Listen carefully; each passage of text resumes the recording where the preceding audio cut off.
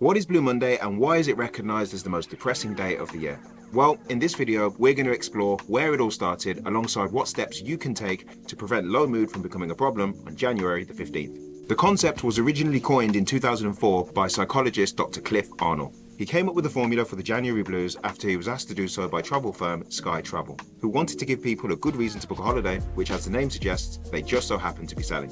The formula combined several factors that are likely to contribute to low mood at this time of year in the following equation. That is the weather plus the person's current debt level multiplied by the time since Christmas, divided by your sum total of motivation, which is then multiplied by your feeling of a need to take action.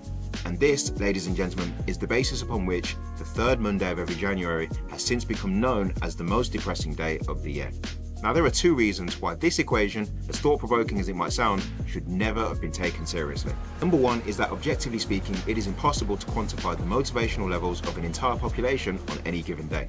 Number two is that this equation breaks the law of dimensional homogeneity, which states that only physical quantities having the same dimension can be compared, equated, added, or subtracted. It's the same reason why it would make no sense to try and add or subtract an hour to a kilometre, or in this case, the weather and the time since Christmas. So while the concept of Blue Monday has been rightly criticised over the years for its lack of scientific validity, one upside is that in recent years it has become a day, and therefore an opportunity in and of itself, to promote mental health awareness and self-care. With that in mind, here are 7 things to consider on Blue Monday and beyond to help you prevent low mood and depressive symptoms from becoming a problem. Coping strategies are thoughts and behaviours that are used to reduce the impact of unpleasant emotions. There are helpful coping strategies that have a long-term benefit and work as a protective factor for our mental health, as well as unhelpful coping strategies that may provide short-term relief but cause us more harm in the long run. This includes the excessive consumption of alcohol and/or recreational substances to cope with difficult feelings, which in turn can make us more likely to engage in risk-taking behaviour and present as a risk to ourselves or those around us.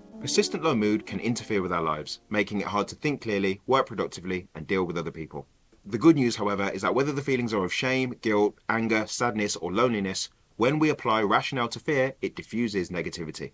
Thus, being able to label our emotions alongside a conscious effort to understand the chain of events that got us to a particular point are 2 things that are likely to help us understand and manage our feelings. Alternatively, some people find that journaling, which is the practice of writing down your feelings in a notebook, is a good way to provide separation and make sense of your experience. Due to an intrinsic link between the two, looking after ourselves physically can also prevent our mental health from becoming a problem. In short, this is because working towards a physical goal through exercise helps to release happy hormones such as endorphins and dopamine, which in turn reduce feelings of stress or anger. Further still, we don't have to be professional athletes or signed up for the London Marathon to extract the benefits of being physically active. Think about non-negotiable strategies to develop a bedtime routine which helps you to wind down before you go to sleep. For example, excessive screen time before bed suppresses melatonin secretion, which makes it harder for us to switch off. Therefore, limiting your exposure to electronic devices in the evening, staying hydrated, and being more mindful of the amount of caffeine you consume throughout the working day are just some of the small, easy to make adjustments that will help you sleep better and avoid burnout. Think about the future and focus on the successful sacrifice. I'm talking about the one thing that you could sacrifice today that will have the biggest impact and benefit tomorrow. Well-known psychologist Jordan Peterson describes this as psychological monotheism. That is to align your mind, body, and actions towards a predefined goal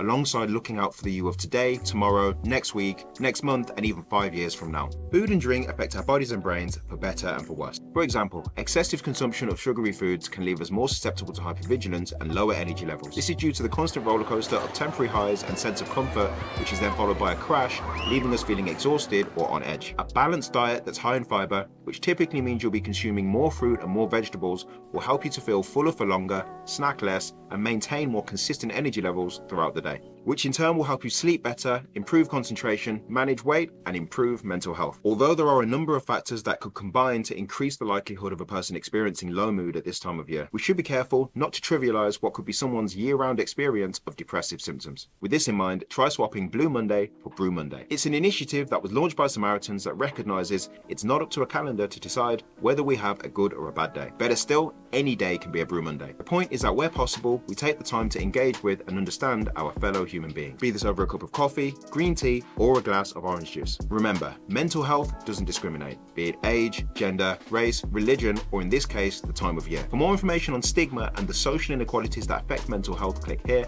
And don't forget to subscribe to this channel for more news, views, hints, and tips from the world of mental health, well-being, and inclusion in 2024.